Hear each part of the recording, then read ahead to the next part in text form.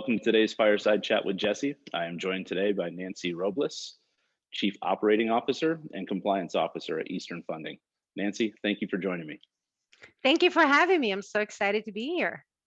No, absolutely. I mean, I've been following you a lot on social media. I like your passion for the industry, passion for diversity and inclusion, and once again, just thanks for joining me here. Thank you. I appreciate the platform. No, and so for the people who might not be familiar with you in equipment finance, Nancy, can you just kind of talk a little bit about your background? Sure. I've been in the industry for 21 years. I started with Fleet Healthcare. It's a throwback, Fleet Bank, in 2000. And I've been with Eastern Funding since 2005. So it'll be 16 years in October. And I started entry-level documentation. And even when I came to Eastern Funding, I had 5 years of documentation experience. So I really started at an entry level and really worked my way up. I worked just about every department at Eastern Funding, from docs, I went to credit, loan servicing, funding. And I started with compliance in 2008, 2009, a few years after we merged with Brookline Bank. 2006 we merged with them, so a few years in we started with we were federally regulated, so we needed to start really focusing on compliance, and I just got involved. I'm one of those people, raise my hand, I'll take it, I'll do the project, whatever it may be. And so that's where my history comes from. Today, I've our Chief Operating Officer, the one that who was here when I started. He was with us for 20 years, and he left in April of 2020 to start his own business. And so I was recently promoted in January to take over, and here I am. Well, congratulations on that. I mean, 16 years at an organization, that's fantastic. That's awesome. Thank you. Appreciate it. So if you don't mind, just can you introduce Eastern Funding? Just tell us a little bit about how long that entity's been around and what you guys do. Yes, absolutely. So Eastern Funding was started by Michael Fanger and Brian Grell. And they've both been in the industry forever, I think. But they started Eastern Funding in 1997. And they had a bunch of investors. It was a small private company. And since then, we are now 76 employees. We're bank owned. Like I said, we merged with Brookline Bank in 2006. And we've grown significantly. We're $1 billion company. We have over $1 billion in assets. And we serve quite a few industries. We started with dry cleaning and coin laundry, but now we have branched out to car wash, grocery stores. We do other equipment financing as well. We have a specialty vehicle division that we started in 2012, where we finance tow trucks and other types of fleets, as well as other specialty equipment. That's great. So I guess like on the pandemic's impact, I mean, some of those entities there, could have been hit pretty hard. So at least you guys kind of diversified a little bit beforehand to help kind of offset some of that stuff. So that's great. Yeah, well, we were lucky that coin laundry is a very strong industry, and really people need to wash their clothes all the time, regardless.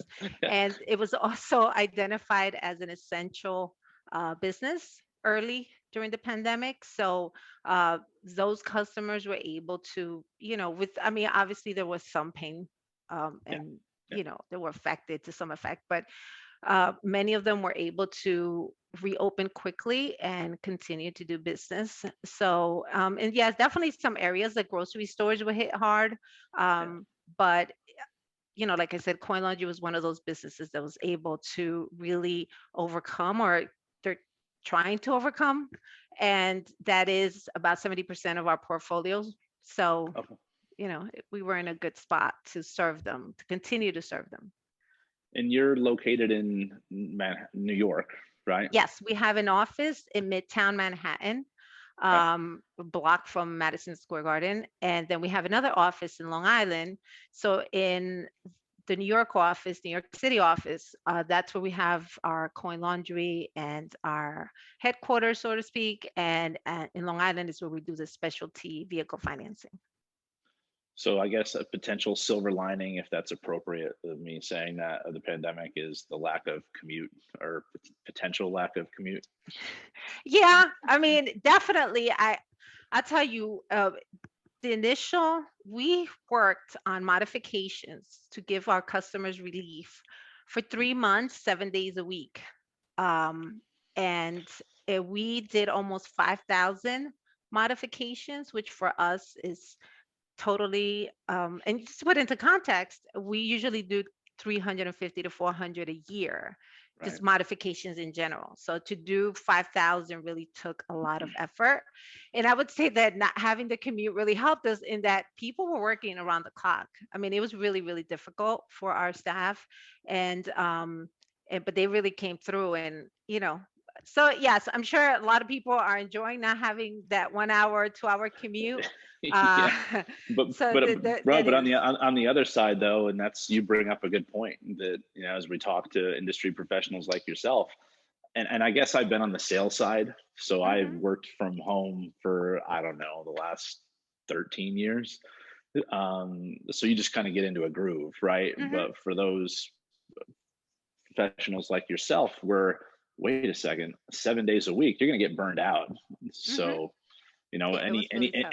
any tips on you know on what you can do Well, to prevent that fatigue?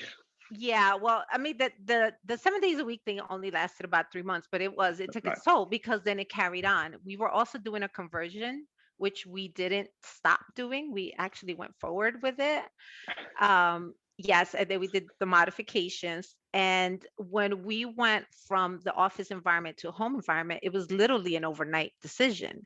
It was actually on March 11th before the state went into an emergency. Mm, And we saw the numbers were rising. And, we always put the safety of our team first. And I think we were at 500 overnight. And we said, you know what, let's take a pause. And because we often worked from home during snowstorms or whenever there was some kind of right. natural disaster, we had the ability to just turn off the computer, say, hey, tomorrow we're going to all work from home. So initially we said we're going to do it for a week and a half, and it turned into a year and a half later. um, but it took a lot of adjustments. Initially, people were set up to work from home for short periods of time, so we had to over time scramble to get people the right equipment. I mean, everything from, in the office we have 2 monitors, we have, you know top of the line everything. And Yeah. so people working over laptop, and that's really hard when you're doing it for a long period of time. So Oh yeah. we had to work with our parent company, the bank's IT department, to ship out monitors and computers and laptops, and set up, like we set up a Zoom environment for our customer service team to be able to take calls from our customers and be able to transfer them back and forth. So we had to do a lot of improvising. However, we already had the infrastructure, Ah, so we were able to hit the ground running and then just adjust as needed. And from a mental health standpoint, we really, really did focus on that. We actually had, well, initially we did a lot of organic things that are really part of our culture. So we already had 3 committees that focus on employee appreciation, community, and well-being. We have another one that's the fun committee. So what that we sounds did, good. yes, So it sounds fun. Sorry, pardon that's there, it's but okay. So we combined the 3 committees to focus on what we could do to help everyone get through. And so we did a lot of mental health focusing. So we did yoga together, we did Zumba classes together, we did a daily meditation where we just opened up a Zoom line for 15 minutes and hired someone to walk us through a meditation in the middle of the day. hmm, Interesting. Yes, and See, people are free to I don't join. know if I'd want people to watch me do yoga like in person, let alone over. Like, I'd probably have my camera off for that activity. I think most people did. But yeah, it was, the engagement, right? So Oh yeah, that's absolutely.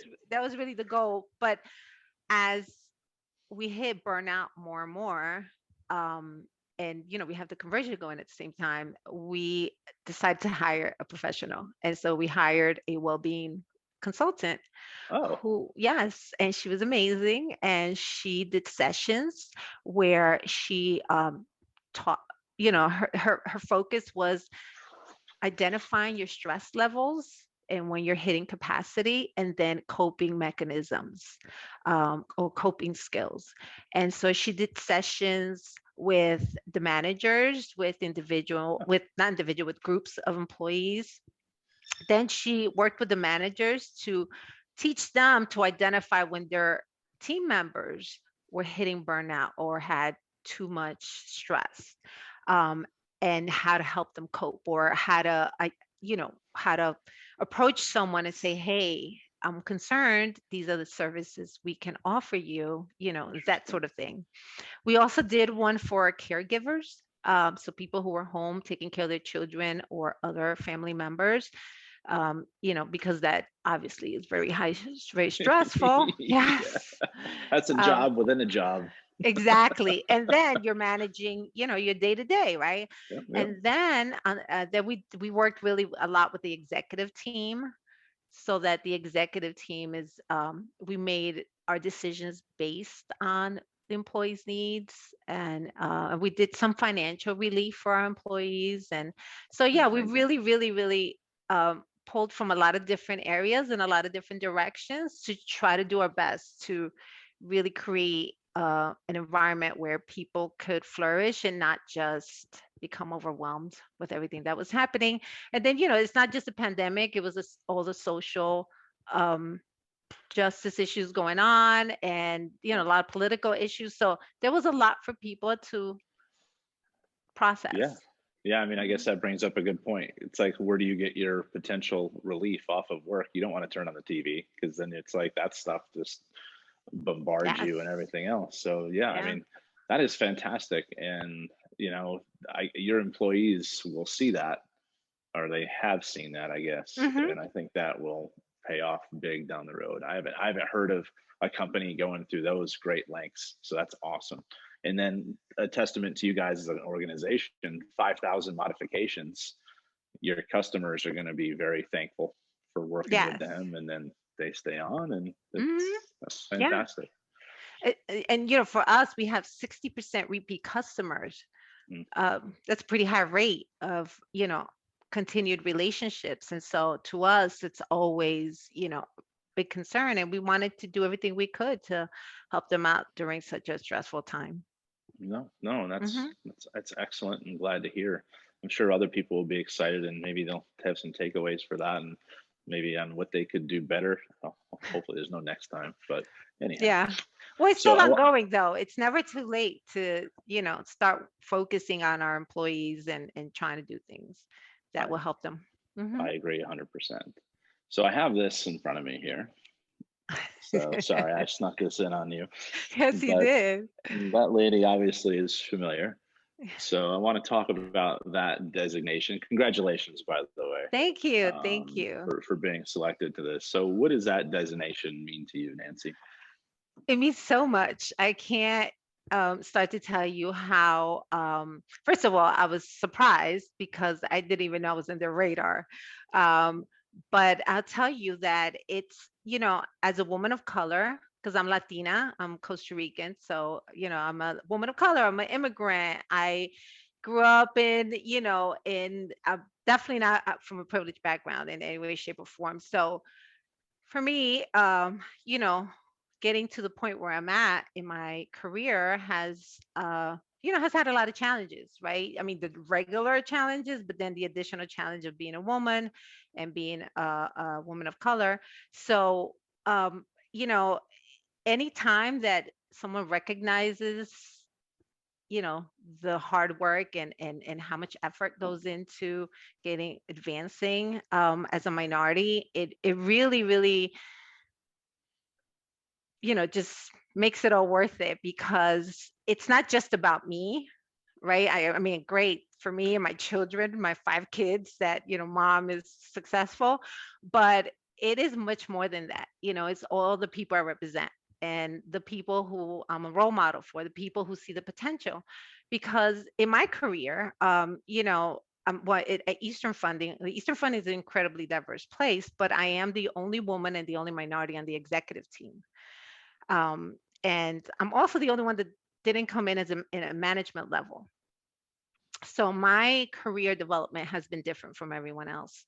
And not having, I've had mentors, but no one that I can look to and say, hey, I see me in you, Mm. right? I can really identify. You can help me, um, you know, deal with challenges and, kind of embark on this journey with me and help me walk through it because you've been through it. And to not have that, it just makes things a little more, complicated, in that I have to figure things out on my own. And, obviously there's been mistakes and um, a lot of success, but it still has been very difficult at times. And so, more than my career and my success is being able to be a role model to my kids, their friends, the people that I grew up with in Patterson, where I grew up in this urban community. And Yeah. so that's what it really represents to me. And so I'm extremely honored. No, I mean that's exciting. I did not know you grew up in Paterson, New Jersey. I had lived in Hackensack for I think 5 years, and obviously I drove through Paterson, but Paterson's not a place, like it's not a destination you go to. Right. So, Yes. but no, but that brings up a good point too, and I think one thing that I know there's some programs that I've been trying to work on, and I see that some other people are working on is some of that mentorship, Hmm. and that's something big, and I think we need that sooner than later. Either if it's for some people ask me, like I'm an open book when it comes to like, I'm not going to care. This is what's helped me be successful for 16 Hmm. years in equipment finance. But it's almost humbling, right? Right. But I'm Yes. sure if someone came to you and they said, Nancy, I need help, can you assist me? um, you know I'm sure a Yeah. mentorship program might be beneficial too. So yeah. Absolutely. Yeah. We've actually at Eastern Funding, well, I went to Berkeley College, which is a small college, Mhm. regional college here in New Jersey and New York. They have campuses in New Jersey and New York, but it's a small private school. And, they were really instrumental in I got my, an associate's, a paralegal associate's degree at Berkeley, and then I got my Okay. undergrad there. Okay. And they have a very diverse student body. They're about 60% minorities and women. And so what we've done is we've partnered up with them. It's not a formal partnership, but I sit on their scholarship foundation board. I sit on their MBA Awesome. committee. I sit on a bunch of committees because I want to, that's, they focus on the audience that I want to focus on. And that's that diverse group of underprivileged individuals. A lot of, parents. When I went to Berkeley, I had 3 kids already. So, I was a single mom with 3 kids. And so the way they helped me to facilitate and help me be successful, I know they do that for other students. So we actually have 6, besides myself, alum from Berkeley, and Okay. we do a lot of internships with them. All their students are required to do internships. So we've done internships. We've done, like I said, I participate with the school on mentoring. We've actually for a short period, we had a mentorship program with a local high school here in New York. So we do try to um, reach out in a number of ways to the diverse community. We really we understand the importance of reaching out and creating a place where we can have, I mean, if you don't, part of the reason why there's such little diversity in our industry and in finance and banking in general is because of where we get our candidates from, right? And a lot of it is we need to focus on finding the candidates. But if we use a traditional um, systems that we've used in the past that have not generated diversity, obviously those aren't working. So we have to be creative in how we find our candidates. So that's what we try to do at Eastern. No, and that's remarkable because that was going to be my next question I was going to have is from an overall industry. Like I know diversity has been at the forefront. Well, when I say diversity, I know the women in leasing has been going on for a few years now, Hmm. but it seems like the events of last year and everything else now it's just like not just that, it's the inclusion, it's not Equity, just yes. right, Hmm. right. So like what are your thoughts on, I know you said we're not tapping into the right talent pool, but where do you see things today, and then what are your recommendations that, and as far as what we can do to probably be better as an organization, I guess association or just equipment finance in general? Well, I think that a lot of what we have to get away from is what we've done traditionally, because obviously that we see what that produces. And so and what it produces is this the lack of diversity, because we're reaching into or we're using resources that predominantly give us the same candidates, and that would be mostly white males, right? And so if we want to diversify, we have to go look in, we have to use new resources. And so that's part of what we've done, right? We have our company is 60% minorities. And we have a good number of women in officer or executive positions. I'm the only one at the executive chief level, but we have women in middle management, vice presidents, assistant vice presidents. So, and the reason, as well as minorities in general, and the reason is because one, we've continued to find candidates and specifically focus on just diversity in general. And again, I always say I'm not turning away a white male because he's not diverse. He's the best candidate. He's getting the job. But I'm not going to specifically only interview, you know, a certain type of person. I'm going to Right, open it up and right, give equal right. opportunity to Of everyone, course, right? yeah. So there's that. And then the other aspect is, I often use myself as an example. I grew up in an urban community where schooling was not probably top notch. And definitely, I grew up in Patterson. And I didn't go to an Ivy League college. You know, and I'm a child of immigrants. So did I have someone to tell me what the right attire was for the interview, or how to put a resume together, or what courses to take in school, or, you know, no, I was a single mom with three kids.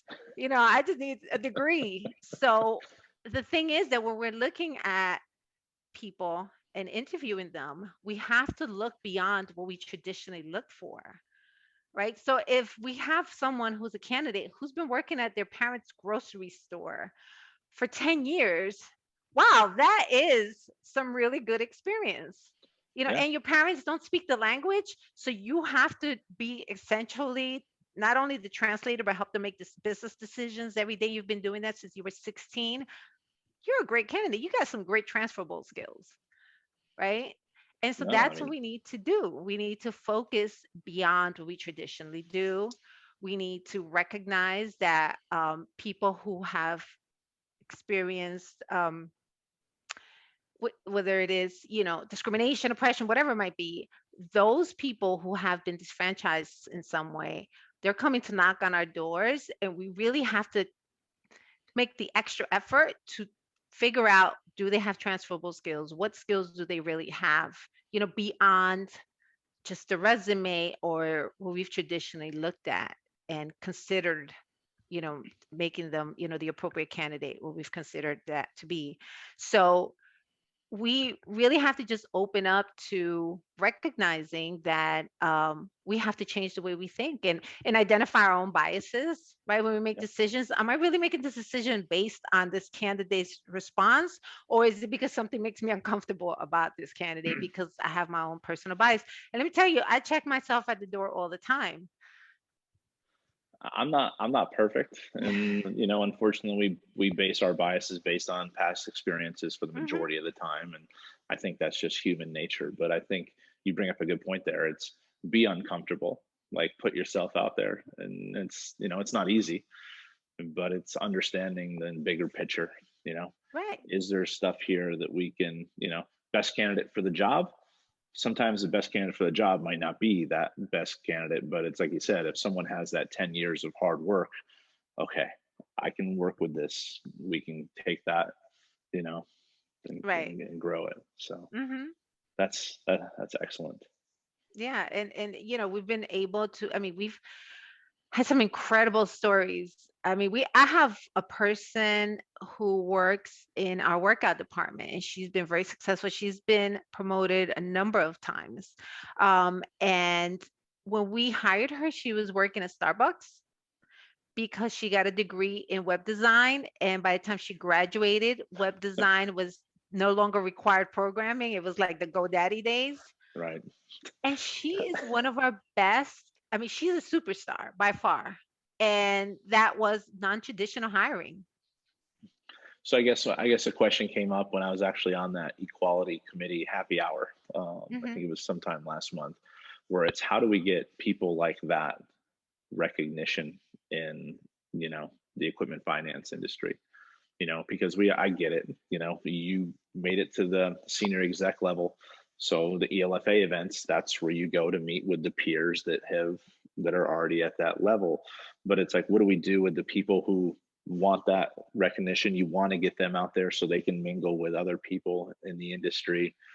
I think it's an interesting question, in how we get them exposed to help.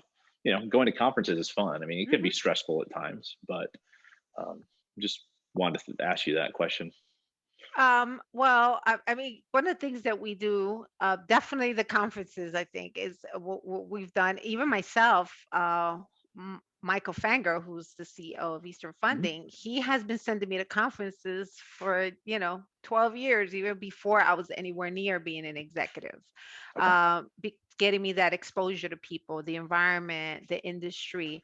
And so, those are the type, but we also, do try to give our teams exposure in other ways. We really try to get them out there. A lot of customer interaction, a lot of, Michael's great. He loves consultants, and he loves for us to talk to people from within the industry or other industries to so that we can learn, um, whatever, to be more innovative, right? And so you Right. you have to open up your, he says you can't be just Eastern focused. You can't just focus internally all the time. And the thing is, though, is that he doesn't only offer that to the executives.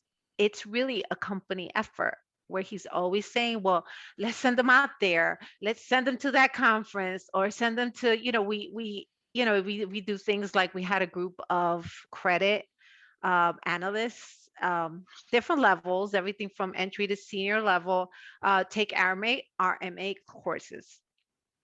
And Okay.